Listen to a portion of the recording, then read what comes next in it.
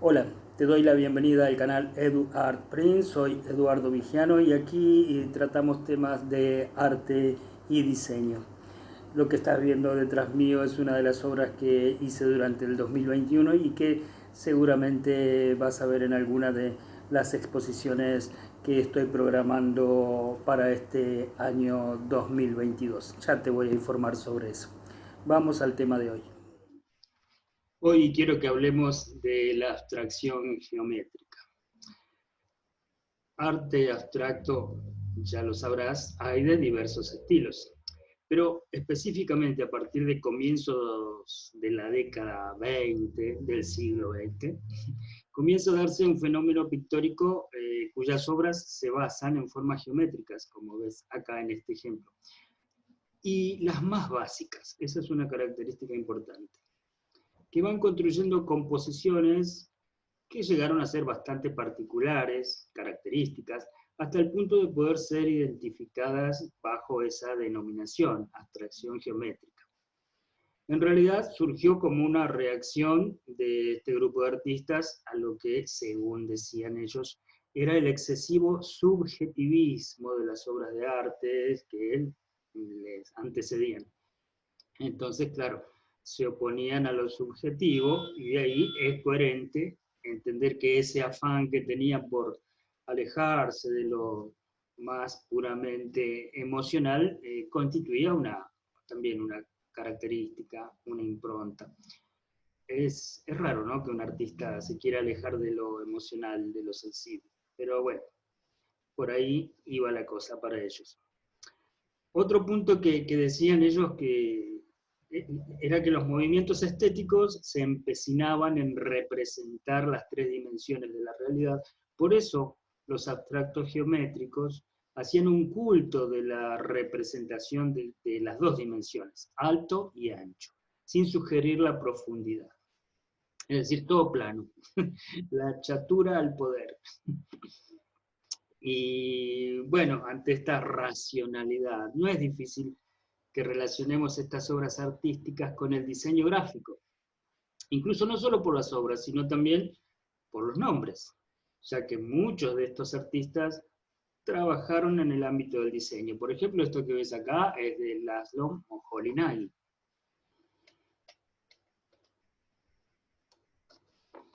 Esto es de alguien que trabajó como diseñador, que se llamó Joseph Albert. Max Bill, Theo van Desburg, son todos artistas de la abstracción geométrica que también trabajaron en diseño. Estoy seguro que al nombrar a estos diseñadores y artistas, si vos sos diseñador, enseguida te vino a la mente la Bauhaus. Bien, Wassily Kandinsky para mí fue fundamental para el desarrollo de la abstracción geométrica, yo te diría para el arte abstracto en general. Recuerdo bien aquel texto de Kandinsky, hasta, mirá, te lo podría poner entre comillas, ¿no?, cuando él decía, lo que le está sobrando a la obra es el objeto. Y ahí fue de lleno camino hacia la abstracción. Pero también puedes investigar la obra de Kazimir Malevich o Víctor Vasarely, entre otros. Esto te puede hacer acordar a muchos abstractos del día de hoy, como que a veces uno dice no ha cambiado mucho. En realidad, yo creo que tranquilamente podríamos parafrasear a León Gieco y decir que todos somos los Salieris de Malevich, de Kandinsky o de Vasarely. Esto no va en desmedro de los artistas actuales, sino para entender lo importante, lo fuerte, lo contundente que fue el legado de estos artistas, que al día de hoy todavía, a veces tangencialmente y a veces más de lleno, siempre aparecen, en general, en las obras de los actuales artistas abstractos. Bueno, pero, a ver, Antes de seguir, convengamos algunos tips para entender el sentido del arte abstracto. A ver, la abstracción en general, entonces, que quede claro, prescinde de la representación de cualquier cosa que vos puedas conocer como figurativa, es decir, que exista en el mundo real como figura, hombre, animal, objeto de la naturaleza o creado por un ser humano. O sea que prescinden ex profeso de las referencias visuales del mundo físico para crear sus propias composiciones, independientes de esa realidad, despojados de las ataduras de la representación, es decir, de tener que representar cosas. Para eso ya estaba la fotografía, ¿no? Entonces, a partir de ahí los personajes del cuadro pasan a ser eminentemente estéticos. Son el punto, la línea, el color, la forma, etc. Y yendo a la abstracción geométrica específicamente, se caracteriza por planificar la pintura sobre principios bien racionales. Aspira a la objetividad, a la universalidad, defendiendo el uso de elementos neutros. Es decir, ¿ves? Cero sensibilidad, como decían ellos, escapar de lo emocional. Para mí un cuadro me tiene que emocionar, primero que todo. Si no, sigo de largo. Bien, es decir, ellos eliminaban toda capacidad sensitiva y expresiva de los materiales. Por ejemplo, ¿viste? El gesto de una pincelada bien cargada de óleo, que eso representa mucha humanidad, mucha expresión. No, no, no, no. Eso se reducía a cero, una superficie bien lavadita, cosa de que no tenga ninguna connotación de ese tipo. Entonces tenía que ser una composición estructurada y lógica, decían ellos, lógica.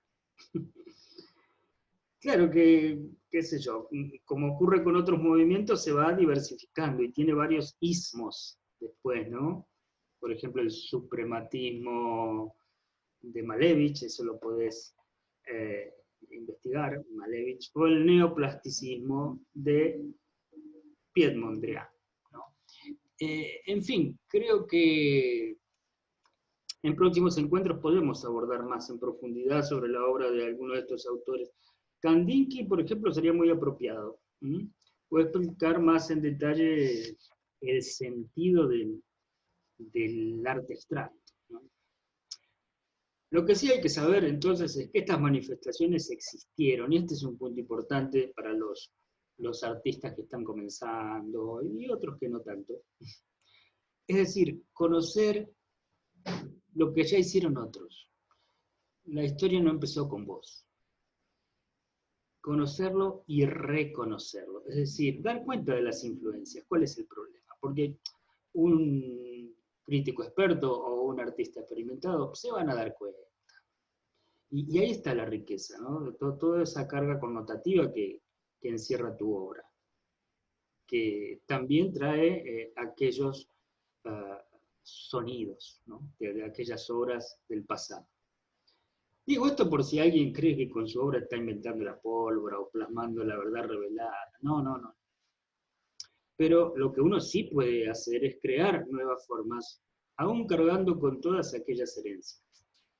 Creo que es hasta una obligación implícita para quien pretenda ser creativo, ser alguien que sepa mínimamente de qué se trataron estos movimientos. Porque todo lo que surja de aquí en más será una recreación tras otra. Ya nada nuevo puede surgir de la nada. Eso debe quedarnos bien claro.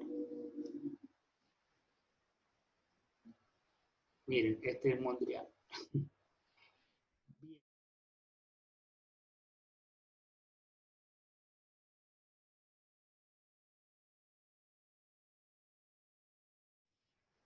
Y hablando del presente, trayéndolo aquí y ahora,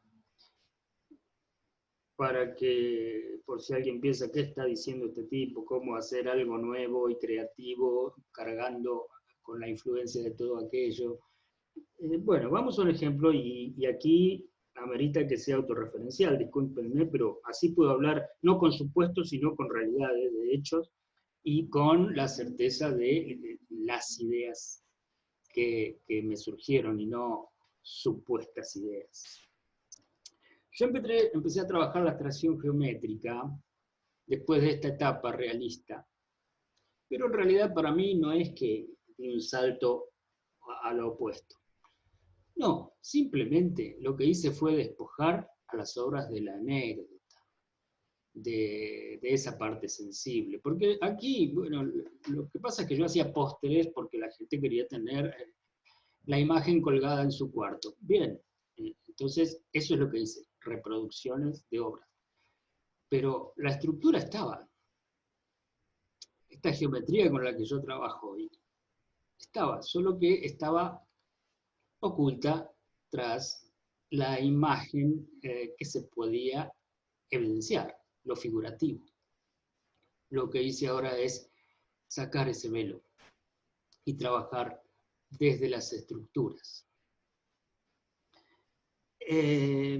Empecé a trabajar la abstracción geométrica como herramienta visual, pero no desde ahí, sino desde esto que se llama la geometría sagrada, que es algo que venía estudiando desde hace mucho y es lo que apliqué al trabajo figurativo. Entonces, la geometría sagrada como herramienta visual me llevó a buscar un resultado que me exprese, que satisfaga, o sea, mi intención de comunicar y de sentirme representado tanto en lo racional como sensiblemente, aún sin haber figuras. Entonces aquí ya la primera variante con aquel movimiento de abstracción geométrica, porque sigo intentando la sensibilidad y porque aparte no me baso en una geometría básica, valga la redundancia, simple, sino que me paro desde la complejidad de la geometría pitagórica, los sólidos platónicos, algo de Euclides, Fibonacci, etcétera, etcétera. Entonces, esa impronta de la geometría sagrada me llevó a trabajar ya no sobre la bidimensión como los abstractos geométricos de hace un siglo, sino sobre objetos tridimensionales. Entonces empecé a construir mis maquetas, basado en los sólidos platónicos en principio. Aunque después fui incorporando prismas, pirámides y otros objetos más. Desde lo temático, no me quiero quedar en lo específicamente estético, porque no lo siento así, sino que tomo referencias de la realidad, pero generalmente de una realidad metafórica o poética, como pueden ser, por ejemplo, leyendas, mitos, dioses de mitologías de cualquier civilización, personajes de la literatura, y como estoy representando ideas, entonces, aún ideas sobre cosas, pero no necesariamente la cosa misma, sino una referencia mental sobre esos objetos. Ahí encontré en la geometría abstracta un lenguaje ideal para transmitir lo que quiero. Obviamente, combinado con esto estructural de la geometría sagrada, ¿no? Pero sin ataduras. Las obras pueden ser monocromas o cromáticas, pueden tener trazos gestuales, como este, que convivan con líneas racionales y perfectas. Puedo dibujar una imagen orgánica sobre la perfección de la cara de un poliedro regular, hacer que se valoricen por oposición y diferencia, como la tipografía.